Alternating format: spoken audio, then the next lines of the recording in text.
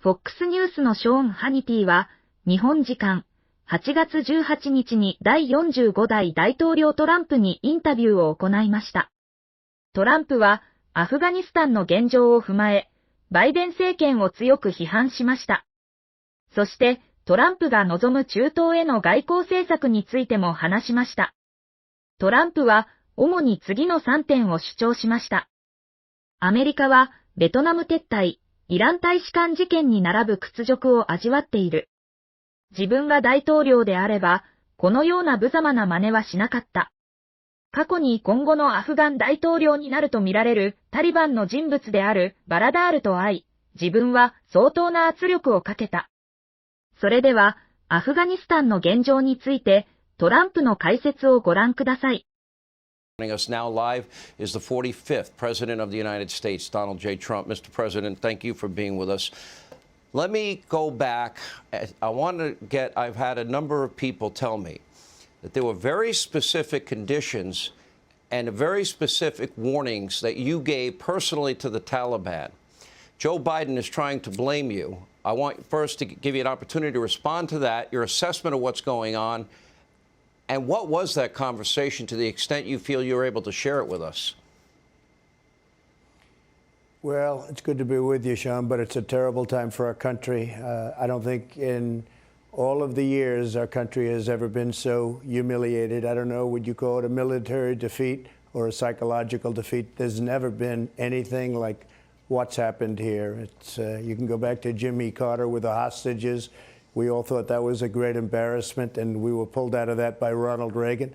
This is many, many times worse, and you're dealing with thousands and thousands of Americans and others that are stranded and very dangerously, really stranded in Afghanistan. So it's something that you can't even believe that a thing like this could. I looked at that big monster cargo plane yesterday with people grabbing the side and trying to get flown out of Afghanistan because of their fear, their incredible fear, and they're blowing off the plane from 2,000 feet up in the air. It's nobody's ever seen anything like that. That blows the helicopters in Vietnam away. That's not even a contest. This has been the most humiliating period of time I've ever seen. Yeah, we had a great deal. We worked on it very hard. Mike Pompeo, a brilliant guy, and many others worked on it endlessly. Meetings with the Taliban. Of course, you have to meet with the Taliban. They're the ones that you're negotiating with. I spoke on numerous occasions to the head of the Taliban, and we had a very strong conversation. I told him up front, I said, look, before we start, let me just tell you right now that if anything bad happens to Americans or anybody else, or if you ever come over to our land, we will hit you with a force that no country has ever been hit with before. A force so great, blowing off the plane from 2,000 feet up in the air. It's nobody's ever seen anything like that. That blows the helicopters in Vietnam away. That's not even a contest. This has been the most humiliating period of time I've ever seen. Yeah, we had a great deal. We worked on it very hard. Mike Pompeo, a brilliant guy, and many others worked on it endlessly. Meetings with the Taliban. Of course, you have to meet with the Taliban. They're the ones that you're negotiating with. I spoke on numerous occasions to the head of the Taliban, and we had a very strong conversation. I told him up front, I said, look, before we start, let me just tell you right now that if anything bad happens to Americans or anybody else, or if you ever come over to our land, we will hit you with a force that no country has ever been hit with before. A force so many. I said that openly and plainly. I thought he was a total crook. I thought he got away with murder. He spent all his time whining and dining our senators. I mean, the senators were in his pocket. That was one of the problems that we had, but I never liked him. And I guess based on his escape with cash, I don't know, maybe that's a true story. I would suspect it is. All you have to do is look at his lifestyle, study his houses where he lives. He got away with murder in many different ways. But I had a very, very strong talk with the Taliban, which I considered to be much more important in this sense because they were the problem. And they've been there for a long time, and they're good fighters, and they fight hard. And after I said that, we had a pretty good conversation. Now, I have to tell you that if you remember when they were coming to Washington to meet with me, they decided to kill an American soldier because they thought that was a good way to negotiate. and I canceled the trip. And we had a conditions-based agreement. And if you remember, it said May 1st, we want to get out because we have to get out. I've listened to people on your show and other shows say we should stay. They don't know. We were spending $42 billion a year. $42 billion. Think of it, $42 billion. I understand Russia spends $50 billion a year for their entire military. We were spending $42 billion, not 1%. They were saying 1%. That's a lot of nonsense.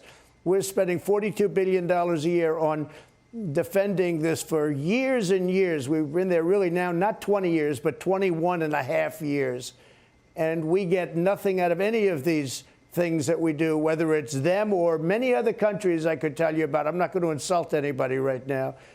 But to spend that kind of money and then to have people get on shows and say how inexpensive it was. And I have to tell you also that we lost no soldiers in the last year and a half because of me and because of the understanding that we had. We lost no, think of that. In Chicago and in New York and in other cities in the United States, many people die every weekend. We lost no soldiers in Afghanistan because they knew I wasn't going to put up with it. And that's what happened. So we had a very strong conversation. Let me ask you this, sir. You know, it's interesting to listen to Joe Biden blame you. I inherited this deal, he kept saying, but he also inherited secure borders, and he also inherited energy independence, and he also inherited 3 vaccines and therapeutics like Regeneron, and we now see what's been unfolding, and he didn't have inflation at the time. I want to go back.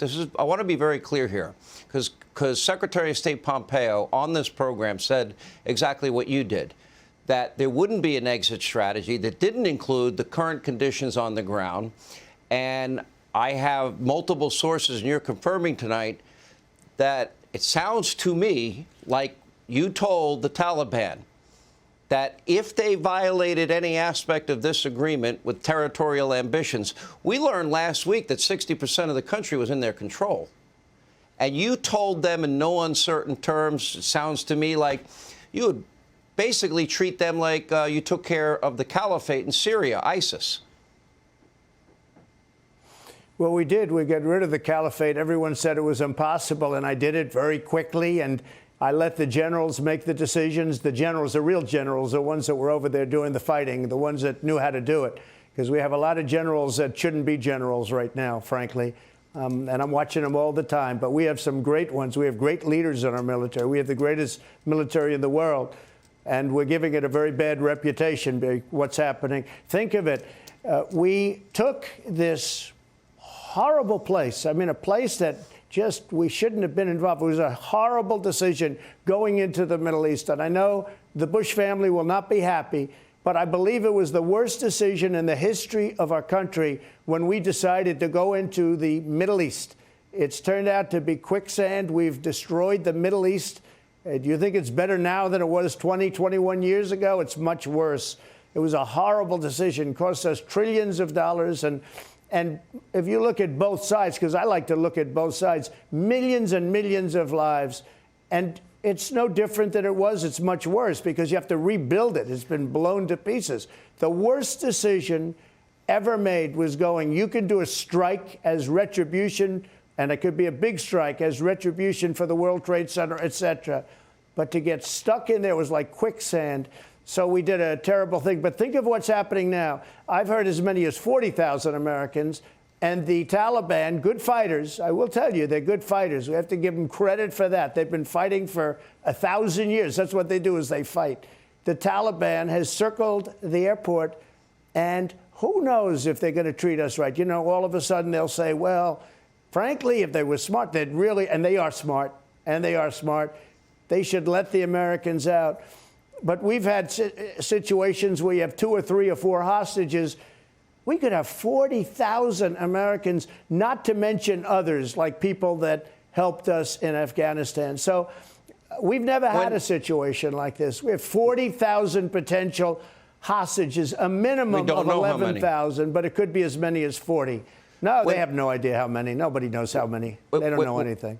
When Joe Biden told the country that he trusted, that the Afghan military was so far superior, and they were over 300,000 strong, and they had an air force, and we wouldn't see what happened in Saigon. He couldn't have been more wrong. But let me go back to the words you used to the Taliban leader, because we knew last week that 60% of the country had already been taken over by the Taliban, and there was no sense of urgency. To me, under your plan, if they had taken over 5%, not 60, like they had last, 5% that was not in your agreement, what would have happened to them? We would have hit them very hard. Again, the words are conditions, plural, conditions-based. It was an agreement where actually we wanted to get out by May 1st, and they violated the agreement, so we didn't. It's a great agreement from a lot of different standpoints,